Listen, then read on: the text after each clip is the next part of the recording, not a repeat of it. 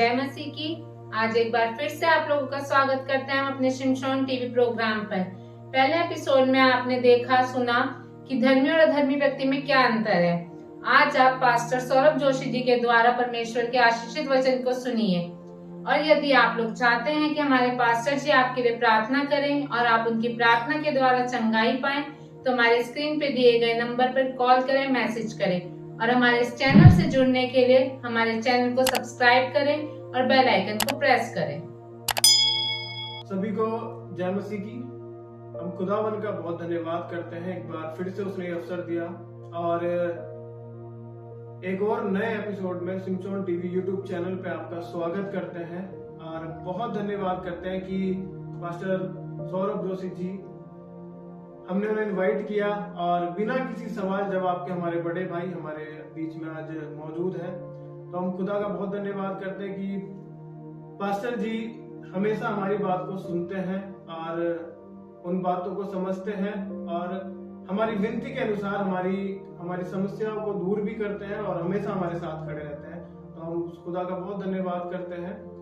तो मैं चाहूंगा कि हम पास्टर जी के आज मुंह से कुछ परमेश्वर के वचनों को सुने और प्रभु अपने दास के द्वारा सचमुच आज हमारी जिंदगियों में कुछ नया करे और जितने लोग हमारे देखने वाले हैं इस प्रोग्राम को, उनकी जिंदगी में प्रभु कुछ नई बातों को आज लेके आए अपने दास के द्वारा। तो मैं आगे के समय को परमेश्वर के दास के हाथों में सौंपता हूँ और इनसे विनती करता हूँ कि ये प्रभु के वचन में से हमें सिखाए। थैंक यू पास्टर अजय, आपने ये मौका दिया कि ऑनलाइन माध्यम से शिमशोन टीवी के माध्यम से हम प्रभु के वचन को प्रभु के लोगों तक पहुंचाएं। और इस समय के लिए हम प्रभु का धन्यवाद देते हैं, आपकी पूरी टीम का धन्यवाद देते हैं और हम धन्यवाद देते हैं आपकी कलीसिया का, जिन्होंने ये अवसर दिया कि हमको बुलाएं और आज के वचन को हम लोग शेयर करें। तो आज का जो प्रभु का वचन हम लोग सीखने वाले हैं वो निकालेंगे भजन संहिता उसका दूसरा अध्याय।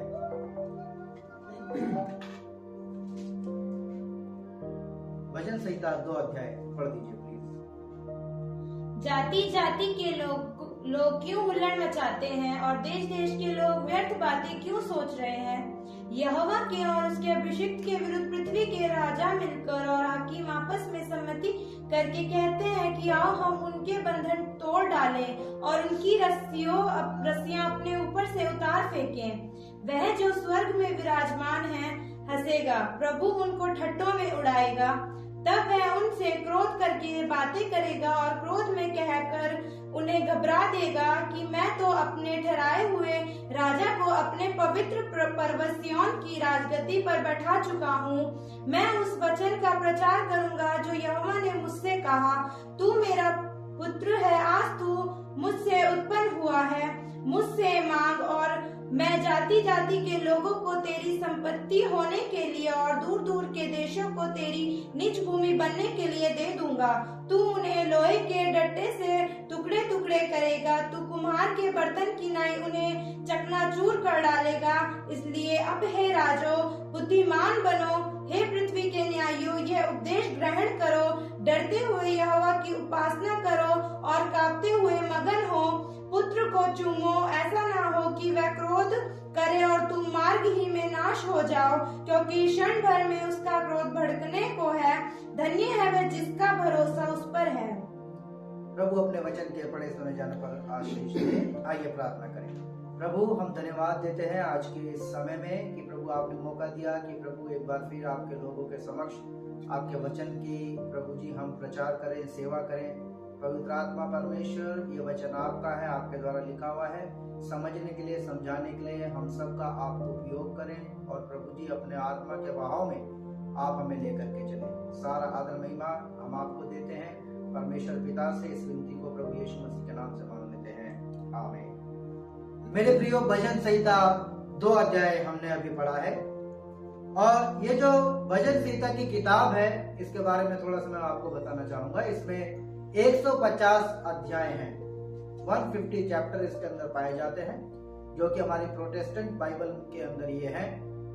और ज्यूज बाइबल में 151 अध्याय हैं, लेकिन प्रोटेस्टेंट बाइबल में 150 अध्याय हैं, जिसको 4 भागों में इसको जो है 5 भागों में इसको जो है डिवाइड किया गया है। 5 भागों में डिवाइड किया गया है। पहला जो भाग है 1 से लेकर के 41, दूसरा 42 से 72, तीसरा 73 से 89, फिर 90 से 106, फिर 107 से 150 तक। और ये जो भजन संहिता की किताब है मेरे प्रियो, ये भजन संहिता की जो किताब है, ये यहूदी जब जब आराधनालय में इकट्ठा होते थे या मंदिर में इकट्ठा होते थे, वो अपने पूर्वजों ने उनकी जिंदगी में क्या काम किया परमेश्वर ने, उसको याद करते हुए परमेश्वर की स्तुति में इस गीत में से गाते थे, इन भजनों में से गाया करते थे। और इनकी जो प्रार्थनाएं हैं, वो प्रार्थना को वो लोग दोहराते थे। और समय समय पे जब जब उनके पास मौका मिलता था, इसकी बात को याद करके वो अपने जीवन में आत्मसात किया करते थे। और भजन संहिता की हम बात करें नए नियम के अंदर, तो चेलों ने भी इसका प्रयोग किया है। कई जगह इसमें से रेफरेंस लिए हैं, कई जगह से इसके वचन को कोट किया है। और हमारे प्रभु यीशु मसीह ने भी भजन संहिता की पुस्तक का वर्णन अपने सुसमाचारों में अपने मुख से किया है। तो इतनी महत्वपूर्ण की ये किताब है, इसको भजनों की किताब कहा गया है। और इसमें केवल भजन ही नहीं है, इसमें ये प्रार्थना का भी एक संग्रह है। इसमें परमेश्वर से कई प्रकार की शिकायतें हैं, कई प्रकार से परमेश्वर के साथ एक व्यक्ति जैसे एक पुत्र और पिता का एक जैसे बातचीत होती है, वैसे भी है। और कई प्रकार से इसमें परमेश्वर को महाराजा, राजा के रूप में भी दर्शाया गया है। तो बहुत सारी बातें इसके अंदर पाई जाती है। यदि आप भजन संहिता की पुस्तक का यदि भूमिका पढ़े, जब आप उसको पढ़ेंगे तो इन सारी बातों का आपको मेरे प्रियो पता चल पाएगा। और जो आज मैंने अध्याय पढ़वाया है वो है भजन संहिता 2। पिछले एपिसोड में आपने भजन संहिता 1 से जो है प्रचार सुना है, उसमें 3 व्यक्तियों के विषय में लिखा है, एक धर्मी व्यक्ति, दूसरा दुष्ट व्यक्ति और तीसरा परमेश्वर। धर्मी व्यक्ति क्या करता है, उसका चरित्र कैसा होता है, उसको रिजल्ट क्या मिलता है, ये आपने देखा। दुष्ट व्यक्ति क्या करता है और उसको परिणाम क्या मिलता है, ये आपने देखा।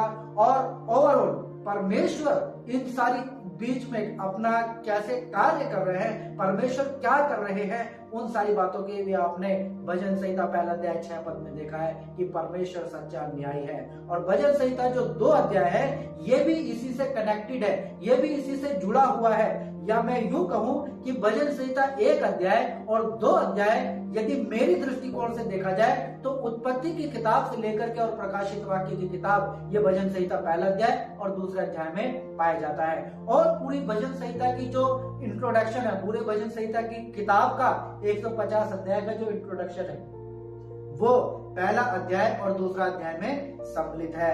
1 अध्याय में परमेश्वर के वचन या उसकी व्यवस्था या उसके लोगों के विषय में है। और दूसरा जो अध्याय है वो परमेश्वर के ठहराए हुए राजा, उसके पुत्र और उसके न्याय के विषय में है मेरे प्रियो। यदि आप देखें और 2 पद से हम लोग जो है दोबारा से 1 पद उसका पढ़ेंगे, 2 अध्याय उसका 1 पद।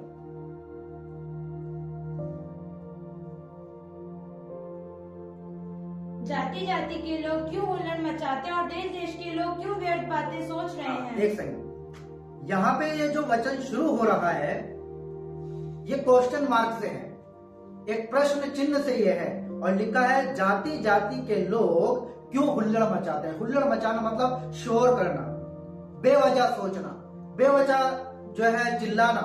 और देश देश के लोग व्यर्थ बातें क्यों सोच रहे हैं। ये जो गीत का लिखने वाला है राजा दाऊद, ये लोगों को देख रहा है, उन लोगों को जो परमेश्वर के विरुद्ध खड़े हुए हैं और हुल्लड़ मचा रहे हैं। वो परमेश्वर को बहुत ही छोटा समझ रहे हैं, वो परमेश्वर को बहुत ही नीचा समझ रहे हैं, वो परमेश्वर को बहुत ही मामूली चीज समझ रहे हैं। और परमेश्वर की बातों का और परमेश्वर के न्याय को भी वो लोग हल्का मान रहे हैं। तो लिखा है कि जाति जाति के लोग क्यों हुल्लड़ मचाते हैं और देश देश के लोग व्यर्थ बातें क्यों सोच रहे हैं। वो व्यर्थ बातें सोच रहे हैं, उनकी व्यर्थ बात है क्या। 2 पद। यहोवा के और उसके अभिषिक्त के विरुद्ध पृथ्वी के राजा मिलकर और हकीम आपस में सम्मति करके कहते हैं कि आओ हम उनके बंधन तोड़ डालें और उनकी रस्सियां अपने ऊपर से उतार फेंकें। हाँ, यहाँ पे पढ़ने से ऐसा पता चलता है कि परमेश्वर के विरुद्ध और उसके अभिषिक्त के विरुद्ध, उस समय पे जो परमेश्वर का अभिषिक्त था या परमेश्वर का जो ठहराया हुआ राजा था या परमेश्वर को जो ठहराई हुई नियम देने वाला व्यक्ति था वो दाऊद था उस समय पे।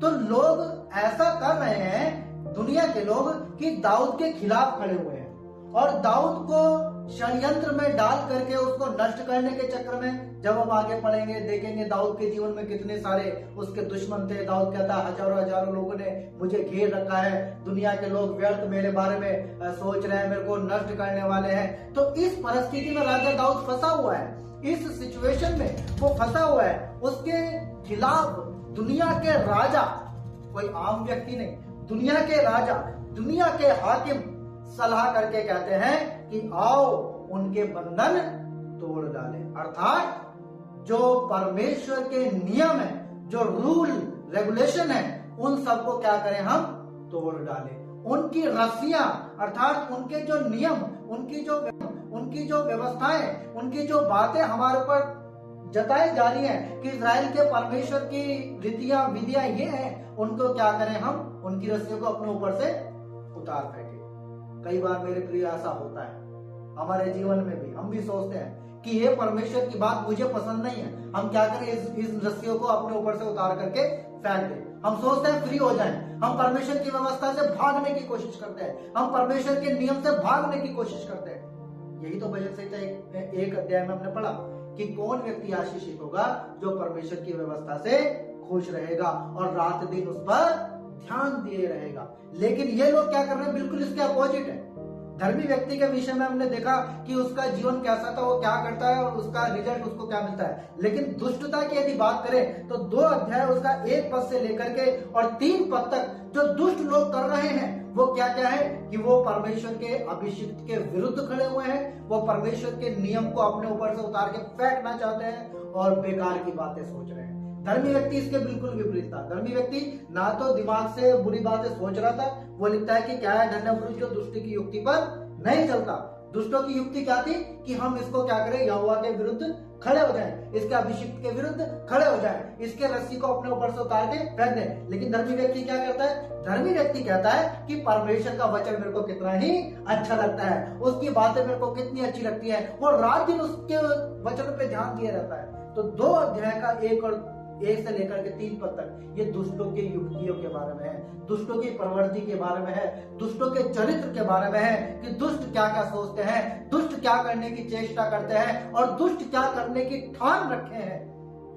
अब 4 पद से बात बिल्कुल डिफरेंट हो जाती है। 4 पद से ऑडियंस जो है बिल्कुल चेंज हो जाती है। 4 पद से बात में एक नया मोड़ आ जाता है और वो बात क्या है, पढ़िए।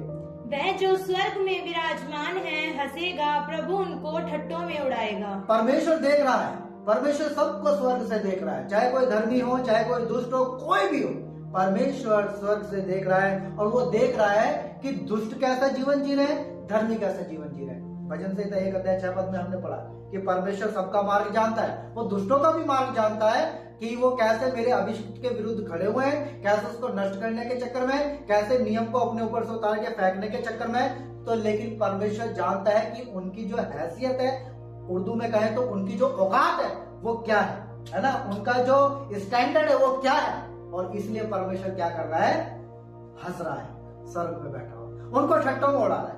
कई बार हमारे घर में छोटे बच्चे हैं, कई बार हमारे छोटे बच्चे कुछ ऐसी बात कहते हैं जो उनके मुंह से वो बात अच्छी नहीं लगती, तो बड़े लोग क्या करते हैं, हंस देते हैं, अरे ये तो बच्चा, ठट्टे में उड़ाते हैं। इसी प्रकार से मेरे प्रियो, परमेश्वर इस दुनिया में रहने वाली कोई छोटी चीज नहीं है। वो ऐसी चीज नहीं है कि छोटे से गिलास में आ जाएगी, वो ऐसी चीज नहीं है कि मोबाइल में आ जाएगी, वो ऐसी चीज नहीं है कि किसी एक लकड़ी में या पत्थर में या किसी अन्य चीज में आ जाएगी। परमेश्वर स्वर्ग में विराजमान है और वो जब ये पृथ्वी पे लोगों को इनके काम देखता है वो हंसता है, उनको उड़ाता है। आगे वह उनसे क्रोध के बात करेगा और करता है और कहता है और क्रोध कहकर घबराता है, डांटेगा, घबरा देगा, है ना। बार जब बच्चे कुछ ऐसी बात है जो उनके मुंह उचित नहीं है, उनको कहते हैं, कई बार हंसते हैं, कई बार को डांटते भी हैं। इसी प्रकार से परमेश्वर भी, चाहे धर्मी व्यक्ति चाहे कोई धर्मी व्यक्ति, यदि वो परमेश्वर के विरुद्ध चले, परमेश्वर नियम को अपने ऊपर से उतारने की कोशिश करेंगे तो परमेश्वर उन्हें डांटेगा या फिर परमेश्वर डरा देगा। मैं तो अब ठहराए हुए को पवित्र बस्तियों की राजगद्दी पर बैठ चुका हूँ। ये परमेश्वर का, ये परमेश्वर की है, ये परमेश्वर की स्ट्रेटजी है। परमेश्वर ने उनको राया को डांटा, उनके से अपना एक प्लान बनाया। क्या है कि मैं अपने ठहराए मैं तो अपने राजा को पवित्र पर्वत सिय्योन राजगद्दी पर बैठाऊंगा। ये भजन तो है वो दाऊद है, और यहाँ पे अभी मसीह नहीं हुए, ये नहीं चल रहा है। तो राजा दाऊद अपने लोगों को एक बात बता रहा है परमेश्वर से। उस समय परमेश्वर लोगों को यह बताना चाह रहा था कि दाऊद है वो मेरा हुआ है। इजराइल के लोग दुनिया को इसी बात को कहते कि जो दाऊद है उस साथ परमेश्वर परमेश्वर ने उसके साथ परमेश्वर ने उसके साथ और कई तो बिना लड़े दाऊद परमेश्वर ने फरी है, विजय दी है। राजा दाऊद अपने वहां पे बता परमेश्वर के वचन कि वो तो परमेश्वर का बिठाया सी राजगद्दी पर बिठा दिया है। बड़ी मैं उस पर आभार करूंगा जो यहोवा ने मुझसे कहा, तेरा पुत्र आज तू मुझसे उत्पन्न। और दाऊद क्या कहता है कि मैं जगह जगह के ये हुआ कि मैं परमेश्वर का पुत्र हूँ, मैं परमेश्वर बनूंगा। देखने ऐसा लगता है कि राजा दाऊद परमेश्वर का बेटा या उसके बाद सुलेमान बेटा, लेकिन जब हम नियम में पढ़ते हैं तो सच में दाऊद ही परमेश्वर का वो बेटा या दाऊद ही परमेश्वर का चुना हुआ राजा जिसके लिए पूजा की गई थी, वो था ये दुनिया राजाएं थे, इनका राज्य समय का था। लेकिन वो गलत कहे परमेश्वर उस समय तक इनके विश्वास इनके प्रति जो वाचा थी कह लीजिए ये अपने आप को कोट करते थे कि वो मेरे ऐसा करके अपने विषय लोगों के साथ है।